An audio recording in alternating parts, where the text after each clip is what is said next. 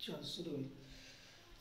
देखिए, आपको पिछला क्लास में बताया गया था कि एजीसीएन और केसीएन का रिएक्शन दिए थे कि केसीएन जो है, केसीएन वह रिएक्शन करता है किसके साथ, डायजोनियम साल्ट के साथ, तो क्या प्रोडक्ट बनाता है। तो चलिए इसको हम फिर से इसको समझाते हैं। यहाँ पर उस रिएक्शन को, यहाँ पर देखिए डायजोनियम साल्ट है N2+Cl- और यहाँ पर बेंजीन रिंग है। तो यह जो है कि डायजोनियम साल्ट कैसे बना है, तो एनिलीन से बना है। डायजोनियम साल्ट सेंडमेयर रिएक्शन में एनिलीन से डायजोनियम साल्ट बना है।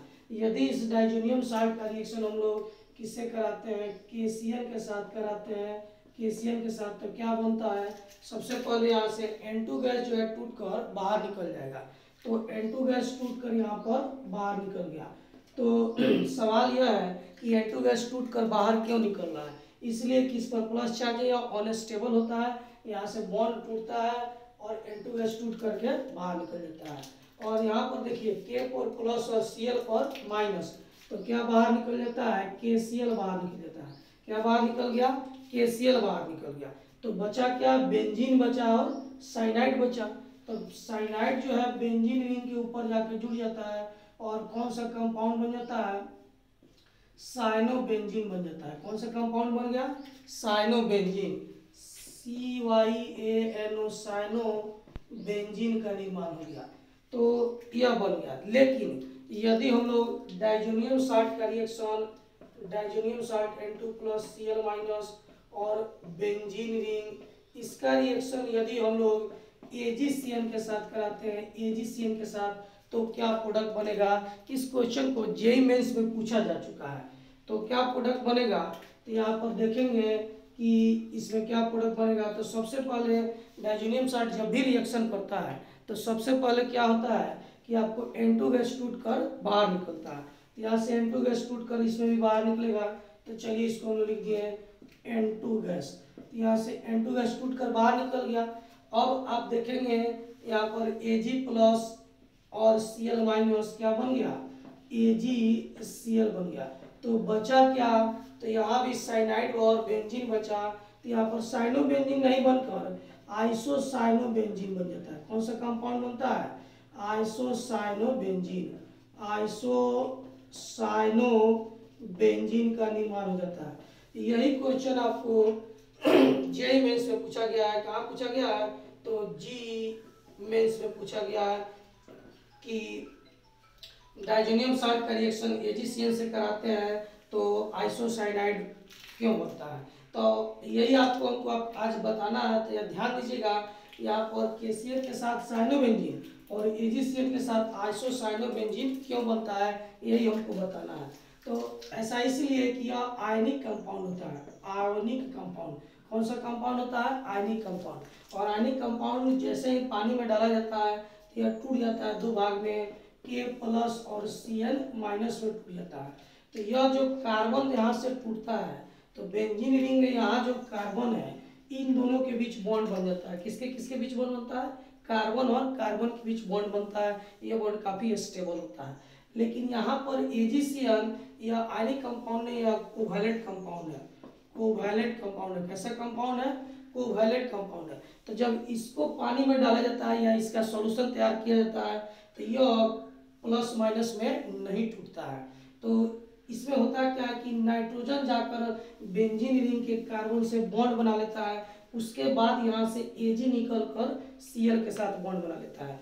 यह जो है कि इसके जैसा Ag+ और Cl- में नहीं टूटता है। यदि यह टूट जाता है तो यहाँ भी कार्बन और कार्बन के बीच बॉन्ड बनता है। यह नहीं टूट पाता है क्योंकि यह कोवैलेंट कंपाउंड है। कोवैलेंट कंपाउंड पानी में मिलाने के बाद या सॉल्यूशन की स्थिति में आयन का निर्माण नहीं करते हैं या कम करते हैं। इसीलिए यहाँ पर यह कार्बन कार्बन के बीच नहीं बॉन्ड बन के कार्बन और नाइट्रोजन के बीच बॉन्ड बन गया। तो यहाँ हमेशा ध्यान रखिएगा कि जब भी AgCN का उपयोग करेंगे तो आइसोसाइनो कंपाउंड बनेगा और KCl का उपयोग करेंगे तो साइनो कंपाउंड बनेगा। इस चीज को आपको बोले हुए थे हम कि पढ़ लीजिएगा, आपके बुक में दिया हुआ है। तो आपको हम दिखाते हैं आपके बुक में। यहाँ पर जो भी हम आपको समझाए हैं वो आपके बुक में दिया गया है। इसको आप लोग पढ़िए और नहीं समझ में आए तो आप हमको फ़ोन से पूछ सकते हैं। यहाँ पर देखेंगे यह जो है 10.5 या गौर से देखेंगे यहाँ पर 10.5 जो या इसी के बारे में बताया गया कि कब साइनोबेंजीन बनेगा, कब आइसोसाइनोबेंजीन बनेगा। तो इसको पढ़िए और आपको कुछ नहीं समझ में आया या कोई दिक्कत हो तो हमको फ़ोन करके पूछ सकते हैं। कब फ़ोन करेंगे तो उसका भी टाइम आपको बता देते हैं। 10 बजे के बाद दिन में 10 बजे से लेकर 12 बजे तक आप कभी भी हमको फ़ोन से कोई भी वीडियो के बारे में पूछ सकते हैं कि सर यह नहीं समझ में आया, वह नहीं समझ में आया। तो यह आप लोग समझ गए।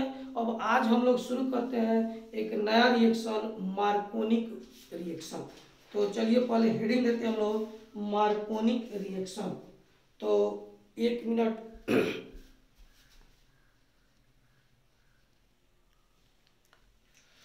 तो आज हम लोग पढ़ने जा रहे हैं मार्कोनिक रूल। कौन सा रूल पढ़ने जा रहे हैं? मार्कोनिक रूल। तो यह मार्कोनिक रूल आपको फर्स्ट ईयर में भी पढ़ना है। तो फर्स्ट ईयर में शायद आपको नहीं बताया थी, इसीलिए कि सेकेंड ईयर में यह पहले ही चैप्टर में आपको है। तो आते हैं मार्कोनिक रूल कहते किसको है। तो देखिए अच्छे से इसको समझ लीजिए, मार्कोनिक रूल क्या होता है। मार्कोनिक एक वैज्ञानिक थे, तो उन्होंने एक रूल दिया था, उसी रूल को क्या कहते हैं? मार्कोनिक रूल। इस रूल की सहायता से हम लोग जो है कि कंपाउंड के हेलो एल्केन का जो कि स्टेबिलिटी ज्ञात करते हैं, पता करते हैं कि कौन सा कंपाउंड मोर स्टेबल होगा, कौन सा लेस स्टेबल होगा। तो जब हम अल्कीन से हेलो एल्केन का निर्माण करते हैं तो कैसे अल्कीन से हेलो एल्केन का निर्माण होगा?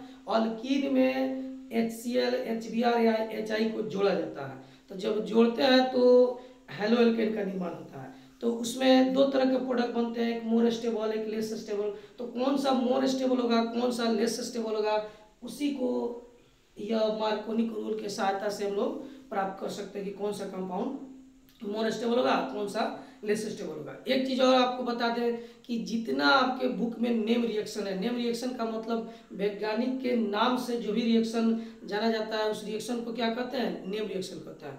तो इसके पहले आपको सैंडमेयर रिएक्शन हम बताए थे, अब यह एक मार्कोनिक रूल है। तो सैंडमेयर रिएक्शन भी नेम रिएक्शन था और मार्कोनिक भी नेम रिएक्शन है। यानी नेम रिएक्शन कहेंगे किसको? तो वैसा रिएक्शन जो किसी वैज्ञानिक के नाम से जाना जाता है उस रिएक्शन को नेम रिएक्शन कहा जाता है। तो सवाल यह है कि उस रिएक्शन को वैज्ञानिक के नाम से क्यों जाना जाता है?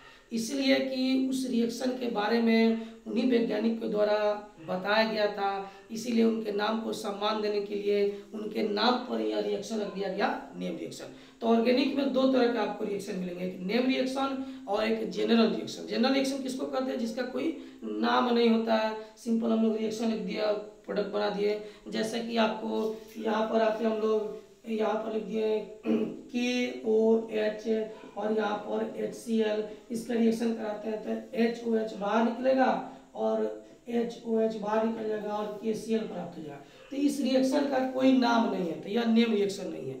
हम लोग अभी नेम रिएक्शन पढ़ने जा रहे हैं। तो नेम रिएक्शन काफ़ी इंपॉर्टेंट है। तो यह आते हैं हम लोग मार्कोनिक एडिशन हम लोग पढ़ते हैं। तो चलिए मार्कोनिक एडिशन हम लोग देखते हैं। तो इसको मिटा देते हैं, मार्कोनिक रूल देखते हैं। तो मार्कोनिक रूल पढ़ने से पहले हम लोग को समझना होगा कि जो कि अल्कीन से जब हेलो एल्केन बनाते हैं तो क्या क्या संभावना हो सकती है। तो देखिए अल्कीन दो प्रकार का होता है। आते हैं हम लोग यहाँ पर बनाते हैं CH, फिर यहाँ पर डबल बॉन्ड CH और इसमें हम लोग HBr जोड़ देते हैं। क्या जोड़ देते हैं? HBr। यहाँ पर B के जगह पर आप X भी लिख सकते हैं। आपके बुक में B के जगह पर X लिखा जाएगा तो X का मतलब ब्रोमीन, क्लोरीन और आयोडीन। तो यहाँ पर फ्लोरीन नहीं होगा। क्यों नहीं होगा? क्योंकि H और F के बीच का बॉन्ड काफ़ी स्ट्रांग होता है, इसीलिए वह जल्दी टूट नहीं पाता है। इसी कारण HF जो है यह रिएक्शन नहीं देता है, याद रखेंगे, क्योंकि यह बॉन्ड काफ़ी स्ट्रांग होता है। तो कौन कौन रिएक्शन देगा? ब्रोमीन, आयोडीन और क्लोरीन। तो चलिए अब हम लोग HF को मिटा देते हैं, समझाने के लिए आपको बताए थे। अब देखिए यहाँ पर इस अल्कीन में रिएक्शन कराते हैं HBr से तो क्या होता है? यहाँ पर ये डबल बॉन्ड टूट जाता है। तो डबल बॉन्ड टूटेगा तो क्या बनेगा? यहाँ पर देखेंगे H, फिर सिंगल बॉन्ड H और फिर यहाँ पर H। अब डबल बॉन्ड तो टूट गया, तो यहाँ से H आके यहाँ जुड़ गया और Br आके यहाँ जुड़ गया। यह पहला कंपाउंड हो गया। एक कंपाउंड और बन सकता है यहाँ पर C, यहाँ पर H, फिर यहाँ पर CH और यहाँ पर H, और अभी ब्रोमीन यहाँ जोड़ते हैं, पहले यहाँ पर जोड़ते हैं इस कार्बन पर, अब इस कार्बन पर जोड़ते हैं और H को ऐसे जोड़ते हैं। तो यह दो कंडीशन हो सकता है कि ब्रोमीन एक बार इस कार्बन पर जुटे और फिर एक बार इस कार्बन पर जुटे, तो दो तरह का हम प्रोडक्ट बनाएंगे। तो यह जो अल्कीन है यह साइमेट्रिकल अल्कीन कहलाता है। कौन सा alkyne? Symmetrical alkyne, symmetrical alkyne कहलाता है। तो यह साइमेट्रिकल अल्कीन क्यों कहते हैं? तो यहाँ पर यह जो कार्बन है और यह कार्बन अल्कीन का इसके दोनों साइड जब समान ग्रुप रहे तो इसको साइमेट्रिकल अल्कीन कहा जाता है। यदि यहाँ पर इस कार्बन और इस कार्बन के दोनों साइड भिन्न भिन्न ग्रुप रहे तो अनसाइमेट्रिकल अल्कीन कहा जाता है। तो जब साइमेट्रिकल अल्कीन में HBr या HX हम लोग जोड़ते हैं, HBr या HX जोड़ते हैं तो यह प्रोडक्ट बनता है, यही संभावना हो सकता है। तो इसमें एक ही प्रकार का कंपाउंड बनता है। साइमेट्रिकल अल्कीन में HX जोड़ते हैं तो कितना प्रकार का कंपाउंड बनता है? एक प्रकार का, याद रखिएगा। तो यहाँ पर हम दो दिखा रहे हैं लेकिन यह है एक ही। इसका नाम देखेंगे तो पता चलेगा कि एक ही प्रकार का कंपाउंड बनेगा। देखिए अब इसका हम नाम लिख रहे हैं, इसका जो है कि यहाँ से काउंटिंग करेंगे 1 2, तो 1 ब्रोमो और 2 कार्बन होते इथेन, इसका क्या नाम होगा? 1 ब्रोमो और 2 कार्बन होते इथ सिंगल बॉन्ड तो एन। अब इसका नाम लिखते हैं तो इसमें काउंटिंग यहाँ से होगा क्योंकि फंक्शनल ग्रुप यानी ब्रोमीन इस साइड है। तो यहाँ पर भी 1 1 2, तो इसका क्या नाम हो जाएगा? 1 ब्रोमो इथेन। तो आप देखेंगे कि ये दोनों कंपाउंड सेम ही है। तो साइमेट्रिकल अल्कीन में जब भी HBr या HX जोड़ा जाता है तो एक ही प्रकार के कंपाउंड का निर्माण होता है, लेकिन जब अनसाइमेट्रिकल अल्कीन में जोड़ा जाता है तो दो प्रकार के कंपाउंड का निर्माण होता है, एक मोर स्टेबल और दूसरा लेस स्टेबल होता है। तो कौन मोर स्टेबल होगा, कौन सा लेस स्टेबल, यह बताए थे कौन? मार्कोनिक नामक वैज्ञानिक ने। तो इसको आप लोग लिख लीजिए। अब इसको मिटा कर अब हम यह मान लीजिए केस फर्स्ट अल्कीन में जब HX जोड़ते हैं तो यह हेलो एल्केन का निर्माण हुआ। यह केस फर्स्ट है, बनाना चाहते हैं हम लोग केस सेकेंड यानी कि अनसाइमेट्रिकल में जोड़ेंगे तो क्या होगा। तो इसको मिटा देते हैं और आप लोग इसको स्क्रीन को रोक करके फिर लिख लीजिएगा। तो चलिए इसको मिटाते हैं, हम देख लें अच्छे से। तो यहाँ पर देखेंगे यह केस सेकेंड बताने जा रहे हैं। केस सेकेंड में यह जो अल्कीन है अनसाइमेट्रिकल अल्कीन है। तो कैसे पहचानेंगे कि यह अनसाइमेट्रिकल अल्कीन है? तो यहाँ पर आप देखेंगे कि यह अनसाइमेट्रिकल अल्कीन कैसे है। यहाँ पर इस कार्बन के पास इधर 2 CH3 ग्रुप है और इस कार्बन के पास एक ही CH3 ग्रुप है, यानी कि जितना जो ग्रुप यहाँ पर है वैसा ग्रुप यहाँ पर नहीं है। तो यह कहलाएगा अनसाइमेट्रिकल अल्कीन। यहाँ पर इधर 2 CH3 ग्रुप है, 2 अल्काइल ग्रुप है, इधर एक ही अल्काइल ग्रुप है। तो यह एक समान, दोनों कार्बन एटम के पास एक समान ग्रुप नहीं है, इसीलिए इसको क्या कहेंगे? अनसाइमेट्रिकल अल्कीन कहेंगे। तो इस तरह कंपाउंड को कहेंगे साइमेट्रिकल अल्कीन। इसको क्या कहेंगे? अनसाइमेट्रिकल अल्कीन कहेंगे। तो यह जो अनसाइमेट्रिकल अल्कीन है तो इसमें क्या है कि हम लोग HBr जब जोड़ते हैं अनसाइमेट्रिकल अल्कीन में तो फिर यह डबल बॉन्ड टूटेगा और एक जगह H जुटेगा और एक जगह Br जुटेगा। तो कहाँ पर H जुटेगा, कहाँ पर Br होगा? तो आते हैं इसको देखते हैं। तो इसमें दो तरह के प्रोडक्ट बनेगा। साइमेट्रिकल में एक प्रकार का बना था लेकिन अनसाइमेट्रिकल में कितना प्रकार बनेगा? 2 प्रकार का बनेगा। तो चलिए बनाते हैं। यह डबल बॉन्ड तोड़ते हैं। यहाँ पर आप लोग देखेंगे CH3, यहाँ पर CH3 और यहाँ पर CH3 और यहाँ पर H। तो यह बॉन्ड देखिए टूट चुका है। तो अब यहाँ पर हम लोग Br जोड़ते हैं और यहाँ पर H जोड़ते हैं। यह HBr टूटेगा, यहाँ पर Br और यहाँ पर H जोड़ते हैं। तो यहाँ पर लिखते हैं हम लोग Br और यहाँ पर लिखते हैं हम लोग H। एक कंपाउंड हो गया। और दूसरा कंडीशन यह हो सकता है कि Br यहाँ जुटे और H यहाँ जुटे। तो आइए अब दूसरा प्रोडक्ट बनाते हैं हम लोग। CH3 और यहाँ पर CH3, यहाँ पर CH3 और यहाँ पर H। अभी यहाँ पर हम लोग जोड़ते हैं H और यहाँ पर जोड़ते हैं Br। यही 2 कंडीशन हो सकता है। तो अनसाइमेट्रिकल में 2 कंडीशन हुआ, साइमेट्रिकल में भी 2 तरह का बनाए थे लेकिन कंपाउंड एक ही हो गया था। लेकिन अनसिमेट्रिकल में जब जोड़ेंगे तो दो तरह के प्रोडक्ट बनेगा। आइए इसका नाम लिखकर हम लोग इसको क्लियर कर सकते हैं। तो यहाँ पर नाम लिखते हैं, तो देखिए ब्रोमीन यहाँ है, काउंटिंग इधर से होगा 1 2 3 1 4। इसका नाम हो जाएगा 2 ब्रोमो, दूसरा स्थान पर ब्रोमीन है 2 ब्रोमो, और 1 2 नंबर पर मिथाइल है तो 2 मिथाइल 2 ब्रोमो 2 मिथाइल, और मेन चैन में 1 2 3 4 कार्बन है तो इसको ब्यूटेन कहेंगे, ब्यूटेन ब्यूटेन। तो 2 ब्रोमो 2 मिथाइल ब्यूटेन। अब इसका नाम हम लोग लिखने जाते हैं, इसका क्या नाम होगा, तो इसका काउंटिंग देखिए यहाँ से शुरू होगा 1, यहाँ से 1 2 3 1 4, यहाँ भी 2 नंबर पर ब्रोमीन है तो लिखेंगे 2 ब्रोमो 2 ब्रोमो 1 2 3 1 4, 3 नंबर पर ब्रांच है 3 मिथाइल, यही ब्रांच है ऊपर मेंशन 1 2 3 1 4, 3 मिथाइल, और टोटल 4 कार्बन है तो इसको लिखेंगे ब्यूट, सिंगल बॉन्ड से जुड़ा है तो एन। तो यहाँ पर देखिए दो तरह का कंपाउंड लिया, पहला कंपाउंड 2 ब्रोमो 2 मिथाइल और दूसरा कंपाउंड 2 ब्रोमो 3 मिथाइल। तो अनसिमेट्रिकल अल्कीन में जब जोड़ा जाता है आपको HBr या HX, तो दो तरह के कंपाउंड का निर्माण होता है, लेकिन सिमेट्रिकल अल्कीन में एक ही प्रकार के कंपाउंड का निर्माण होते हैं। तो कौन इसमें मोर स्टेबल होगा, कौन लेस स्टेबल होगा, यानी कौन अधिक मात्रा में बनेगा और कौन कम मात्रा में बनेगा। जो कंपाउंड अधिक मात्रा में बनता है उसे मोर स्टेबल कहते हैं, जो कम मात्रा में बनता है उसे लेस स्टेबल कहते हैं। तो सबसे अधिक मात्रा में यह बनेगा, यह कंपाउंड मोर स्टेबल होगा, और यह जो कंपाउंड है आपको लेस स्टेबल होगा। तो हम कैसे जानेंगे कि यही मोर स्टेबल होगा या लेस स्टेबल होगा, इस चीज को मार्कोनिक नामक वैज्ञानिक के द्वारा बताया गया था, इसीलिए इसके स्टेबिलिटी को डिफाइन कैसे किया जाता है, मार्कोनिक रूल से। तो इस रिएक्शन को हम लोग मार्कोनिक एडिशन रिएक्शन भी कहते हैं।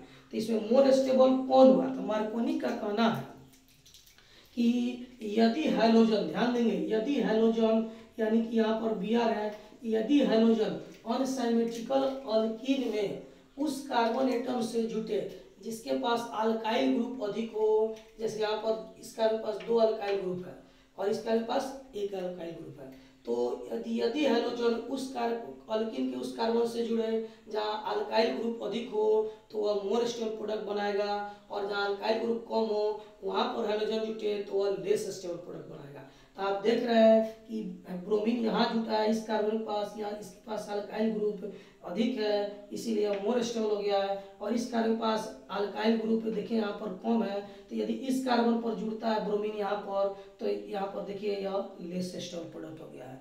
तो यही रूल को क्या कहते हैं, मार्कोनिक रूल कहते हैं। तो शॉर्टकट में कैसे आप याद कर सकते हैं, मोर डोनर ग्रुप या अल्काइल ग्रुप, अल्काइल ग्रुप को डोनर ग्रुप भी कहते हैं, तो मोर डोनर ग्रुप या अल्काइल ग्रुप के पास हैलोजन जुटता है तो मोर स्टेबल प्रोडक्ट बनेगा, और लेस डोनर ग्रुप या लेस अल्काइल ग्रुप के पास हैलोजन जुटेगा तो लेस स्टेबल प्रोडक्ट बनेगा।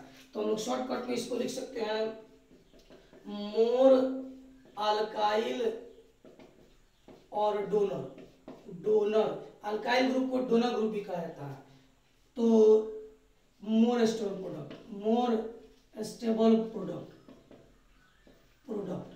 और दूसरा कंडीशन में लेस अल्काइल ग्रुप तो लेस स्टेबल प्रोडक्ट। तो यहाँ पर ध्यान रखेंगे आप लोग कि मोर डोनर ग्रुप कार्बन एटम से यदि हैलोजन जुड़ता है या मोर अल्काइल ग्रुप कार्बन से यदि हैलोजन जुड़ता है तो मोर स्टेबल प्रोडक्ट बनता है, और लेस अल्काइल ग्रुप और डोनर ग्रुप से यदि हैलोजन जुड़ता है तो लेस स्टेबल प्रोडक्ट बनता है। तो यही रूल को क्या कहते हैं, मार्कोनिक रूल। तो हिंदी वाले विद्यार्थी कुछ कंप्लेन कर रहे थे, सर हिंदी में इसको बताइए, हिंदी में लिखिए।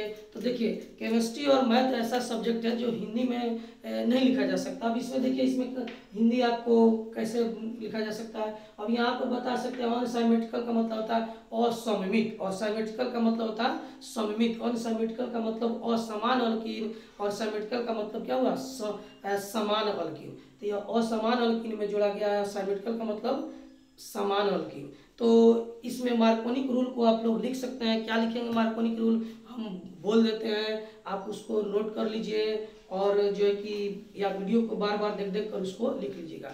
तो क्या होगा, हम बोलते हैं कि चलिए पहले आपको हिंदी में बोलते हैं हम आंसर मार्कोनिक रूल। तो मार्कोनिक रूल लिख कर आप लोग तीर दे देंगे और यहाँ पर लिखेंगे मार्कोनिक रूल, उसके बाद तीर दे देंगे और उसके बाद जो है कि डिफिनीशन लिख लेंगे। क्या डिफिनीशन है तो अभी हम बोलने जा रहे हैं, लिखें डिफिनीशन। मार्कोनिक के अनुसार यदि हैलोजन अनसाइमेट्रिकल अल्कीन में उस अल्कीन के साथ जुड़ता है जिसके पास डोनर ग्रुप या अल्काइल ग्रुप अधिक होगा तो मोर स्टेबल प्रोडक्ट बनेगा, और यदि हैलोजन उस अल्कीन के कार्बन से जुड़ता है जिसके पास अल्काइल ग्रुप या डोनर ग्रुप कम होगा तो लेस स्टेबल प्रोडक्ट बनेगा। इस रूल को मार्कोनिक रूल कहते हैं। क्लियर? तो इसको आप लोग लिख लीजिएगा, हिंदी वाले विद्यार्थी लोग बार बार इसको वीडियो को देखिएगा। अब आते हैं इंग्लिश वाले विद्यार्थी के लिए मार्कोनिक रूल बोलते हैं कि मार्कोनिक रूल क्या होता है। तो according to Markovnikov when hydrogen halide added to unsymmetrical alkene, then if halogen attached to that carbon atom which contain more donor group or more alkyl group, then it form more stable product. But if halogen attached to that carbon atom of alkene which contain less donor group or less alkyl group, then it form less stable product. This rule is called मार्कोनिक rule. तो clear, मार्कोनिक rule आपको बता दिया गया है। इस पर बहुत सारा क्वेश्चन आपके बुक में यहाँ पर दिया गया है। और देखिए मार्कोनिक रूल के साथ एक चीज और आपको पढ़ना है, एंटी मार्कोनिक रूल क्या होता है। तो मार्कोनिक रूल तो बता दिए, अब हम लोग चलते हैं एंटी मार्कोनिक रूल पढ़ने। एंटी का मतलब होता है विरोधी, मार्कोनिक का उल्टा। तो एक चीज आप समझ जाइए, एंटी मार्कोनिक रूल में क्या होता है, यहीं पर हम आपको एंटी मार्कोनिक रूल भी समझा देते हैं। यहाँ पर लिखते हैं हम लोग एंटी मार्कोनिक रूल। अब इसको केस थर्ड कर देते हैं, एंटी मार्कोनिक रूल। तो एंटी मार्कोनिक रूल और मार्कोनिक रूल दोनों एक ही जैसा होता है। इसमें अंतर क्या होता है कि मार्कोनिक में जो मोर स्टेबल प्रोडक्ट कहलाता है, एंटी मार्कोनिक में वही प्रोडक्ट लेस स्टेबल कहलाता है। और मार्कोनिक में जो प्रोडक्ट लेस स्टेबल कहलाता था वही प्रोडक्ट अब मोर स्टेबल कहलाएगा। क्या कहलाएगा? मोर स्टेबल कहलाएगा। तो आपको यहाँ पर ध्यान देंगे तो इसको हम लोग मिटा देते हैं और इसको अच्छे से आप लोग समझ लेंगे। यहाँ पर देखिए, यह एंटी मार्कोनिक रूल के अनुसार हम लोग रिएक्शन कराएं। मार्कोनिक में जो मोर स्टेबल था वह एंटी मार्कोनिक में लेस स्टेबल हो जाता है, और जो लेस स्टेबल था वह क्या देता है? मोर स्टेबल हो जाता है। तो एंटी मार्कोनिक का पहचान क्या है? तो एंटी मार्कोनिक का पहचान है, यहाँ पर तीर पर लिखा जाएगा पर ऑक्साइड। क्या लिखा रहेगा? पर ऑक्साइड। तो यदि किसी अल्कीन में HBr जोड़ा जा रहा है और तीर के ऊपर पर ऑक्साइड लिखा रहा है तो आप समझ जाइएगा यह कौन सा रिएक्शन है? एंटी मार्कोनिक रिएक्शन है। कभी कभी पर ऑक्साइड नहीं लिखकर इसका फॉर्मूला लिख देता है H2 और O2। तो दोनों में से कोई भी लिखा रहा है आपको समझना है कि यह एंटी मार्कोनिक है। तो यदि तीर के ऊपर कुछ नहीं लिखा है तो मार्कोनिक रूल, और यदि लिख दे पर ऑक्साइड या H2O2 तो एंटी मार्कोनिक। तो आप प्रोडक्ट दो तरह का बनाइएगा, और जो मोर स्टेबल उसमें बनता था वह इसमें एंटी मार्कोनिक में लेस स्टेबल हो जाएगा, और जो उसमें लेस स्टेबल बनता था एंटी मार्कोनिक में क्या हो जाएगा? मोर स्टेबल हो जाएगा। तो इसका जो है कि डिफिनीशन कैसे समझेंगे तो इसको चलिए समझा देते हैं आपको। एंटी मार्कोनिक रूल के अनुसार जब अल्कीन में अनसाइमेट्रिकल अल्कीन में, कौन से अल्कीन में? अनसाइमेट्रिकल अल्कीन में HX जोड़ा जाता है और ऑक्साइड के उपस्थिति में, तो यदि हैलोजन उस कार्बन एटम से जुड़े जिसके पास डोनर ग्रुप या अल्काइल ग्रुप अधिक हो तो लेस स्टेबल प्रोडक्ट बनेगा। कैसा प्रोडक्ट बनेगा? लेस स्टेबल प्रोडक्ट बनेगा। परंतु यदि हैलोजन यानी ब्रोमीन अल्कीन के उस कार्बन एटम से जुड़े जिसके पास अल्काइल ग्रुप कम हो या डोनर ग्रुप कम हो तो वह मोर स्टेबल प्रोडक्ट बनाएगा। कैसा प्रोडक्ट बनाएगा? मोर स्टेबल प्रोडक्ट बनाएगा। इस रूल को क्या कहेंगे? एंटी मार्कोनिक रूल कहेंगे। तो मार्कोनिक और एंटी मार्कोनिक में अंतर कहाँ है? प्रोडक्ट तो दोनों सेम बन रहा है, अंतर यह है कि तीर के ऊपर लिखा रहेगा पेरोक्साइड और H2O2, और जो मार्कोनिक में मोर स्टेबल होगा एंटी मार्कोनिक में लेस स्टेबल हो जाएगा, और जो एंटी मार्कोनिक में लेस, जो मार्कोनिक में लेस होता है वह एंटी में क्या हो जाएगा? मोर हो जाएगा। तो अच्छे से इसको समझ लीजिए। चलिए इसको लिख देते हैं हम लोग। तो इसमें क्या कंडीशन होगा? इसमें लिखाएगा हम लोग को मोर अल्काइल ग्रुप। तो और डोनर ग्रुप, डोनर ग्रुप, तो यहाँ लेस स्टेबल प्रोडक्ट बन जाएगा। कैसा प्रोडक्ट बनेगा? Less stable. दूसरा में आते हैं लेस अल्काइल ग्रुप और डोनर ग्रुप, तो कैसा प्रोडक्ट बन जाएगा? मोर स्टेबल प्रोडक्ट बन जाएगा। तो यही मार्कोनिक और एंटी मार्कोनिक में अंतर है। इसको अच्छे से समझ लीजिए, पढ़ लीजिए। और एक चीज़ आप लोग और बता देते हैं, देखिए हम लोग कोई एक्सपीरियंस नहीं है वीडियो बनाने का, तो हम लोग शुरू में शुरू किए, अगर क्लास नहीं होता तो आप लोग का क्लास काफ़ी पीछे चला जाता। और जो है कि हम नहीं चाहते हैं कि मेरा विद्यार्थी कहीं भी जाए तो किसी भी मामले में थोड़ा सा भी किसी से कम हो।